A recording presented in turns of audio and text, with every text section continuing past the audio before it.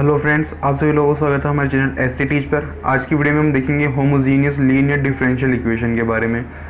तो homogeneous linear differential equation होती क्या है? तो होमोजीनियस लीनियर डिफरेंशियल इक्वेशन का व्यापक रूप हमने यहाँ पर लिख रखा है।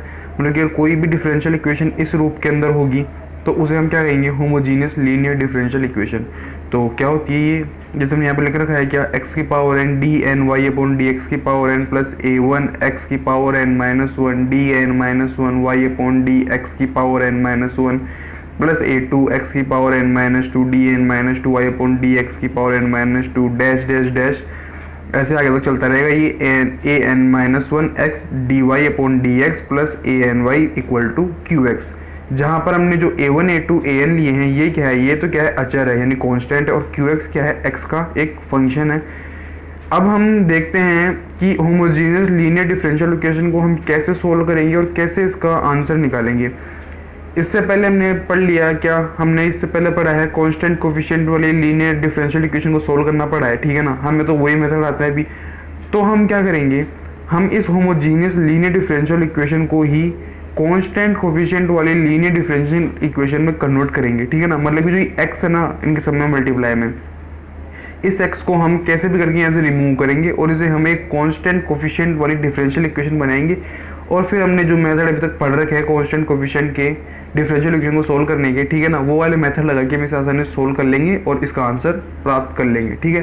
तो अब हम देखते हैं इसका मेथड ऑफ सॉल्यूशन। तो दोस्तों, मेथड ऑफ सॉल्यूशन, हल करने की विधि। इसको हल करने के लिए हम सबसे पहले क्या करना पड़ेगा, हमें मानना पड़ेगा। हमने अज्यूम किया कि x बराबर क्या है, e की पावर z है। यदि x बराबर e की पावर z है तो हम इसे क्या लिख सकते हैं, दोनों तरफ log ले लिया हमने, तो ये क्या हो गया, log x equal to z, ठीक है। अब हमें करना है यहाँ से x को रिमूव करना है, ठीक है ना।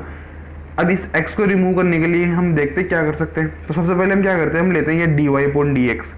अब dy अपॉन dx को हम यहाँ पर क्या लिख सकते हैं, dy अपॉन dx को हम सिंपली लिख सकते हैं dz से इसको ऊपर नीचे मल्टीप्लाई करा दे तो क्या हो जाएगा, dy upon dz into dz upon dx, ठीक है ना। कोई फर्क नहीं पड़ा, इसकी बात एक ही है। अब आप जानते हो z बराबर क्या है, log x। यदि आप z का x के सापेक्ष अवकलन कर दोगे तो dz अपॉन dx आपके पास में क्या आ जाएगा, 1/x आ जाएगा, ठीक है। ये वैल्यू हम यहाँ रख देते हैं तो ये क्या बन गया, 1/x dy अपॉन dz, ठीक है ना। इक्वल में चल रहा है क्या, dy अपॉन dx। अब हम क्या करते हैं, हमें वैल्यू कहाँ की चाहिए, इसको रिमूव करना है, ठीक है। तो हम क्या करेंगे, इस x को इधर मल्टीप्लाई करा देंगे। x को हमने इधर मल्टीप्लाई कराया तो क्या बन गया, x dy upon dx equal to dy upon dz। तो हमें क्या मिला, x dy अपॉन dx, जो क्या है ये रहा x dy अपॉन dx। इसकी वैल्यू हमें मिली dy अपॉन dz, कब, जब हमने x बराबर e की पावर z रखा, ठीक है। तो इसे हम दे देते हैं क्या, इक्वेशन नंबर 2। अब हम लिखते हैं क्या, d2y अपॉन dx2, ठीक है ना। हमने ये ले लिया, पहले तो हमने क्या लिया, dy अपॉन dx। अब हम लेते हैं d2y अपॉन dx2, ठीक है। इसको हम क्या लिख सकते हैं, हम इसको लिख सकते हैं d upon dx dy upon dx, ठीक है। dy अपॉन dx की वैल्यू हमारे पास में ये रही, क्या है, 1/x dy अपॉन dz। हम ये यहाँ रख देंगे वैल्यू, तो क्या हो जाएगा, d upon dx 1/x dy upon dz, ठीक है ना। इसका अवकलन कर देंगे तो क्या हो जाएगा, इसका अवकलन हो जाएगा क्या, 1/x d upon dx dy upon dz, ठीक है ना। और माइनस का 1/x square dy upon dz, ठीक है। तो हम क्या करते हैं, इसको करते हैं dz से ऊपर नीचे गुणा, ठीक है। तो ये क्या हो जाएगा, 1/x d अपॉन dz, इसको लिख देंगे dy अपॉन dz। और ये हो गया क्या, dz upon dz upon dx, ठीक है ना। ये हो गया, बात एक ही है, इसको ऐसे भी लिख सकते हैं। और बचा क्या, माइनस का 1 upon x square dy upon dz, ठीक है। अब हम लेते हैं आगे हम इसको क्या कर सकते हैं, आगे हम कर सकते हैं, अभी dz अपॉन dx की वैल्यू हम जानते हैं क्या होती है, 1/x होती है, ठीक है ना। हमने ये निकाल रखा है पहले, dz अपॉन dx की वैल्यू 1/x, ठीक है। वो यहाँ रख देते तो क्या हो जाएगा ये 1/x square d2y upon dz square minus का 1/x square dy upon dz, ठीक है। यहाँ से हम अगर 1/x स्क्वायर कॉमन ले लेंगे तो हमारे पास क्या बच जाएगा, d2y upon dz square minus का dy अपॉन dz, ठीक है। एक्स स्क्वायर को तो मल्टीप्लाई करा दें तो ये क्या बन जाएगा, X square d2y upon dx2 equal to क्या चल रहा है, d2y upon dz square minus का dy अपॉन dz। ठीक है, ये आ गया हमारे सामने इक्वेशन नंबर थर्ड। मतलब कि इक्वेशन नंबर 2 क्या आई थी हमारे सामने, इक्वेशन नंबर 2 ये रही, इक्वेशन नंबर थर्ड ये रही। अब यहाँ पर हम एक चीज़ और करते हैं, हमारे पास क्या आ रहा था यहाँ पे dy अपॉन dz। हम क्या करते हैं, यहाँ मान लेते हैं, माना d अपॉन dz क्या है, कैपिटल D के बराबर है। ठीक है, तो इक्वेशन 2 को हम क्या लिख सकते हैं, इसको हम लिख सकते हैं क्या, dy। ठीक है ना, इसको तो dy लिख सकते हैं। और इक्वेशन 3 को क्या लिख सकते हैं हम, यदि d अपॉन dz क्या के बराबर हो जाएगा, कैपिटल D के बराबर हो जाएगा, तो हम इसको क्या लिख सकेंगे, इसको लिख सकेंगे हम x square d2y upon dx2 बराबर, ये क्या हो गया, d2y माइनस dy। इसे अगर और सोल्व करना चाहे तो हम क्या लिख सकते हैं, इसको d माइनस 1 इंटू वाई, इसे देते हैं इक्वेशन 4। तो इस प्रकार से आप x square d2y upon dx2 क्या लिख सकते हो, d माइनस 1 इंटू वाई। और इससे पिछले समीकरण में हमने देखा था x dy अपॉन dx को क्या लिख सकते हो आप, dy। तो इसी प्रकार x cube d3y upon dx3 को हम क्या लिख पाएंगे, d minus 1 d minus 2 into Y, इसे देते इक्वेशन 5। ठीक है, ऐसे ही फिर अब डैश डैश कर देते हैं, तो x की power n dny upon dx की पावर n, इसको हम क्या लिखेंगे, हम देख रहे हैं यहाँ पर 3 था तो यहाँ पर 2 आ रहा था, यहाँ पर 2 था तो यहाँ पर 1 आ रहा था, यानी n माइनस 1 होके माइनस हो रहा है इसमें से। ठीक है, तो कहाँ तक जाएगा ये d minus 1 d minus 2 dash dash dash d minus n minus 1, तो माइनस माइनस प्लस हो जाएगा, तो क्या होगा d माइनस n प्लस 1। ठीक है, और बचा गया इसके मल्टीप्लाई में y, इसको हम लिखेंगे इस प्रकार, ये होगा समीकरण 6।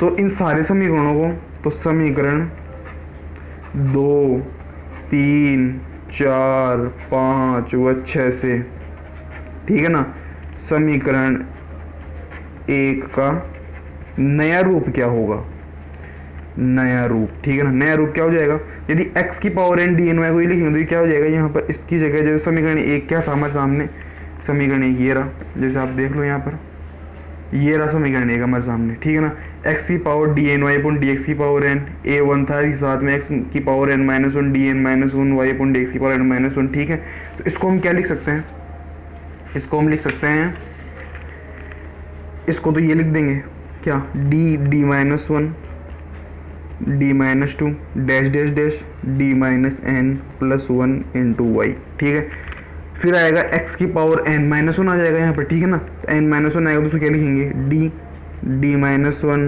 d minus 2 dash dash dash d n minus 2 था ना, माइनस का n, और आ जाएगा क्या यहाँ पर प्लस का 2 into Y, plus dash dash dash कर देंगे x 2 d2y upon dx2 d minus 1, sorry यहाँ पर इसके गुणा के अंदर क्या था, a1 भी इसके गुणा के अंदर। ठीक है ना, ये भूल गए हम, कांस्टेंट याद रखना, कांस्टेंट कोफिशिएंट वाली डिफरेंशियल इक्वेशन ही तो बना रहे हैं हम इसको।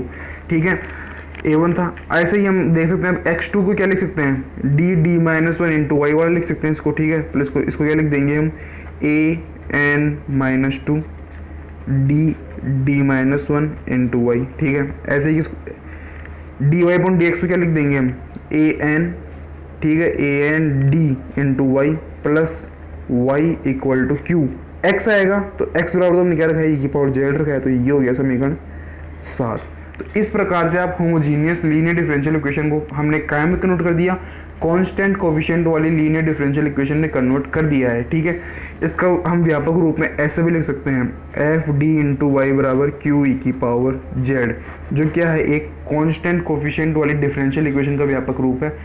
अब आप क्या करोगे, ये यहाँ तक कर लिया। ठीक है ना, इसको करने के बाद में हमने इससे पिछले वीडियो में जो डिस्कस कर रखा है कांस्टेंट कोफिशिएंट वाले डिफरेंशियल इक्वेशन, उसके सारे मेथड को यूज में लेकर इसका आंसर आसानी से ज्ञात कर सकते हैं। पहले सी एफ निकालेंगे, फिर पी ए निकालेंगे और इसका आंसर आ जाएगा। ठीक है, यहाँ पर आपको कुछ बातें ध्यान रख रही हैं। ठीक है ना, नोट में आपको रखना है, हमने यहाँ पर एक तो क्या लिया है, डी अपॉन डी जेड बराबर कैपिटल डी लिया है। ठीक है ना, आप गलती मत कर देना, यहाँ पर कॉमनली मिस्टेक होगी, आप डी अपॉन डी एक्स मान लोगे इसको, तो ये सीधा सीधा गलत हो जाएगा। ठीक है, दूसरा क्या करना है आपको, जब आप अपना पूरा आंसर निकाल लो तो लास्ट के अंदर आपको वापस जहाँ जहाँ आपने x बराबर e की पावर z माना था, ठीक है ना, इसका मतलब जहाँ जहाँ z है आपको वहाँ वहाँ क्या रखना होगा, log बेस e पर x रखना है, तभी उसका सही आंसर माना जाएगा, ठीक है ना।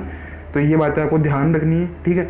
इससे अगले वीडियो में हम इसके कुछ एग्जाम्पल्स का डिस्कशन करेंगे। तो आज के लिए बस इतना ही। Thank you for watching this video.